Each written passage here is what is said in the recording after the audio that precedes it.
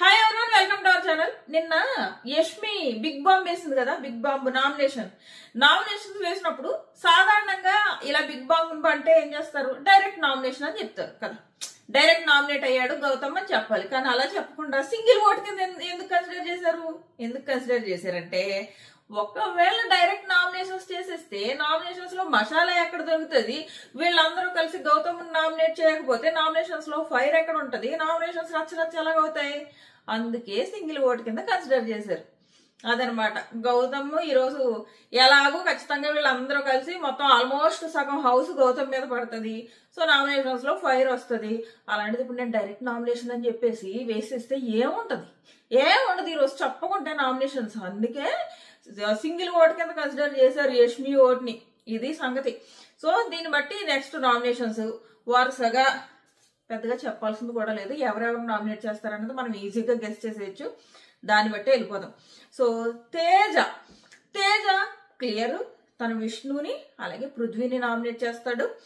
విష్ణుని నామినేట్ చేయడానికి రీజన్ చాలా సింపుల్, ఎందుకంటే గ్లాసులు తోసింది కదా. సో ఆ రీజన్ నిన్న ఏదో ప్రేరణ నామినేట్ చేస్తాడని నైట్ లైవ్ లో అన్నాడులే, తనకు ఒక్కళ్ళే ఉన్నారని. ఆ ఒక్కళ్ళే ఎవరంటే విష్ణు. సో సెకండ్ పట్టుకొచ్చి పృథ్వీని వేశాడు. రోహిణి క్లియర్ గా విష్ణుని వేస్తుంది. రెండోది తెలిసిందే మనకి, నబీల్నే వేస్తుంది. ఎందుకు నబీల్ అంటే అదే విషయం ఏంటంటే ఏంటది వేసాడు కదా ఇసుక పై నుంచి, ఆ వేయడం కూడా ఫోర్స్ గా కొండ పడిపోతే. అసలు ఈ రోజు రోహిణికి అంత పేరు వచ్చిందంటే ఆ టాస్క్ లో గెలవడం వల్ల. నువ్వు ఇలా పై నుంచి ఫోర్స్ గా ఇసుక పోసావు కావాలని, ఆ కొండ పడిపోవాలని. నిజంగా పడిపోయి ఉంటే అదా చెత్త స్ట్రాటజీ ప్లే చేస్తావా నువ్వు? మిగిలిన వాళ్ళందరూ ఎలా వేస్తున్నారు? పృథ్వీ దాంట్లో ఎలా వేశారు, తేజ దాంట్లో ఎలా వేశారు, దగ్గరికి పెట్టి ఇసుక వేశారు. వాళ్ళు టాస్క్ నువ్వు ఆ కొండ కింద పడేయడం కాదు టాస్క్, నువ్వు అందులో ఇసుక వేయడం, బ్యాలెన్సింగ్ చేసుకోవడం వాళ్ళ టాస్క్. అంతేగాని నువ్వు ఆ బ్యాలెన్సింగ్ చేయకుండా నువ్వు ఇలా పైనుంచి ఇసుకేసి ఆ కొండను పడేయాలనుకుంటున్నావు అంటే అది ఎంత చెత్త స్ట్రాటజీ. సో అది ఆ రోజు నుంచి రోహిణికి ఫుల్ కోపం ఉంది, అందుకే వేసింది నామినేషన్ లో. సో ఇది నెక్స్ట్ వచ్చేసి అవినాష్ కూడా విష్ణునే. చెప్పాలంటే ఈ ఆర్ట్ బ్యాచ్ ముగ్గురు కూడా విష్ణు మీదే పడ్డారు. సో నామినేషన్స్ గౌతమ్ విష్ణు వీళ్ళిద్దరికి ఎక్కువ నామినేషన్స్ పడ్డాయి అనమాట. సో విష్ణు నామినేషన్స్ లోకి వచ్చేసింది.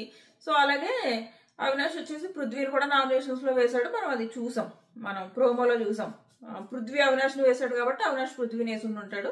నామినేషన్స్ పృథ్వీ స్టార్ట్ చేస్తాడేమో అని అనిపిస్తుంది. మన ప్రోమోలో అంత ఫాస్ట్ గా చూపించాడంటే నామినేషన్స్ పృథ్వీ స్టార్ట్ చేసి ఉంటాడు అని అనుకుంటున్నా. సో ఇది నెక్స్ట్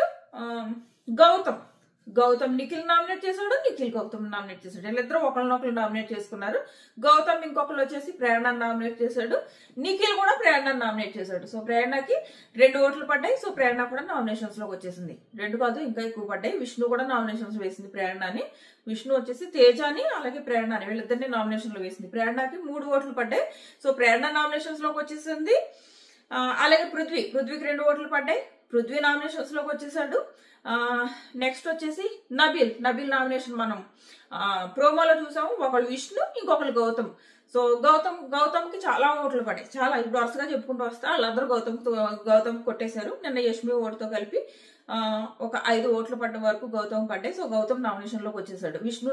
గౌతమ్ నామినేషన్ లోకి వచ్చింది, విష్ణు నామినేషన్ లోకి వచ్చాడు. ఇప్పుడు వరకు నేను చెప్పిన దాంట్లో ప్రేరణ నామినేషన్ లోకి వచ్చింది, పృథ్వీ నామినేషన్స్ లోకి వచ్చేసాడు. సో ఇక్కడ వరకు చెప్పాను కదా. సో నిఖిల్ కి సింగిల్ ఓట్ పడ్డది. సింగిల్ ఓట్ ని కన్సిడర్ చేస్తేనే నిఖిల్ నామినేషన్ లో ఉంటాడు అనమాట. సింగిల్ ఓట్ కన్సిడర్ చేయకపోతే నిఖిల్ నామినేషన్ లో ఉన్నాడు. బట్ లాస్ట్ టైం కాబట్టి, అంటే లాస్ట్ 3 వీక్స్ కాబట్టి మరి అన్న నామినేషన్ లోకి తోసేస్తే నిఖిల్ కూడా వస్తాడు. లేదంటే సింగిల్ ఓట్ అనమాట నిఖిల్ కి. నబీల్ ని రోహిణి నామినేట్ చేసింది, ఓన్లీ రోహిణి నామినేట్ చేసింది నబీల్ ని. సో అది కూడా సింగిల్ ఓట్ అనమాట నబీల్ది కూడా సింగిల్ ఓట్ కన్సిడర్ చేస్తేనే నామినేషన్ లోకి వస్తాడు. నెక్స్ట్ ప్రేరణ వచ్చేసి మళ్ళీ గౌతమ్ ప్రేరణ. ఇది సాగుతూనే ఉండేలా ఉంది. ఈ సీతాఫలం ఇష్యూ కొనసాగుతూనే ఉండేలా ఉంది. సో అంటే సీతాఫలం మాట ఎత్తదులే. సో ప్రేరణ వచ్చేసి విష్ణు అలాగే గౌతమ్ వీళ్ళిద్దరిని నామినేషన్ లో వేసింది. ఈ విష్ణు ప్రేరణ మాత్రం అది ఆ శత్రుత్వం అలా సాగుతూనే ఉంటది అబ్బా. సీజన్ ఫస్ట్ నుంచి అలా సాగుతూనే ఉంది. సో విష్ణు గౌతమ్, ఇంకా ఎవరు చెప్పాలి, పృథ్వీ మనం ఆల్రెడీ చూసాం కదా, అవినాష్ని గౌతమ్ని వేశాడు. పృథ్వీ గౌతమ్, మనం అవినాష్ చూసినట్టున్నాం ప్రోమోలో. ఇంకొకళ్ళు వచ్చేసి గౌతమ్. సో ఇదనమాట.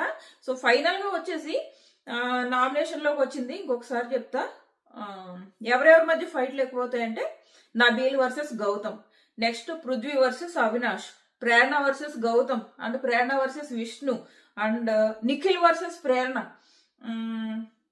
మళ్ళీ నిఖిల్ వర్సెస్ గౌతమ్, రోహిణి వర్సెస్ నబీల్. అసలు నబీల్ ఏం ఆన్సర్ చెప్తాడో చూడాలి. ఆ పై నుంచి ఆ ఇసుక వేయడాన్ని మంచి పాయింట్ పట్టుకుంది రోహిణి. మంచి పాయింట్ పట్టుకుని వేయాలి. అసలు చాలా చెత్త స్ట్రాటజీ ఆ రోజు నబీల్ యూజ్ చేసింది. సో అది రోహిణి వర్సెస్ నబీల్. అలాగే తేజ వర్సెస్ పృథ్వీ, వీళ్ళిద్దరిది అయ్యాయి అనమాట. ఇన్ని గొడవలు ఉన్నాయి ఈ రోజు, ఫుల్ రచ్చ ఉంటది. సో నెక్స్ట్ వచ్చేసి ఫైనల్ గా ఎవరెవరు నామినేషన్ లోకి వచ్చారు అంటే, పృథ్వీ నామినేషన్ లోకి వచ్చాడు, ప్రేరణ నామినేషన్ లోకి వచ్చింది, విష్ణు నామినేషన్ లోకి వచ్చింది, గౌతమ్ నామినేషన్ లోకి వచ్చాడు. ఇంకా ఎవరు, ఆల్మోస్ట్ అందరి పేర్లు చెప్పాను. అదే రోహిణి కాకుండా ఎవరికైతే సింగిల్ ఓట్ పడ్డదో వాళ్ళు ఎవరంటే నిఖిల్, నబీల్, తేజ, వీళ్ళ ముగ్గురికి సింగిల్ ఓట్ పడ్డది. సింగిల్ ఓట్ ని కన్సిడర్ చేస్తేనే నిఖిల్, నబీల్, తేజ నామినేషన్ లోకి వస్తారు. లేదంటే మిగిలిన విష్ణు, గౌతమ్, పృథ్వీ, ప్రేరణ అండ్ విష్ణు, వీళ్ళ 5గురు నామినేషన్ లో ఉంటారనమాట. ప్రేరణ, Prithvi, Vishnu, Gautam,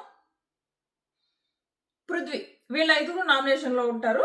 so single vote count చేస్తేనే నిఖిల్, నబీలు, తేజ, వీళ్ళ 3 నామినేషన్ లోకి వస్తారనమాట. సో ఇది ఈ వారం మీరు ఎవరు ఎలిమినేట్ అవ్వాలనుకుంటున్నారు అనేది ఖచ్చితంగా కామెంట్ చేయండి.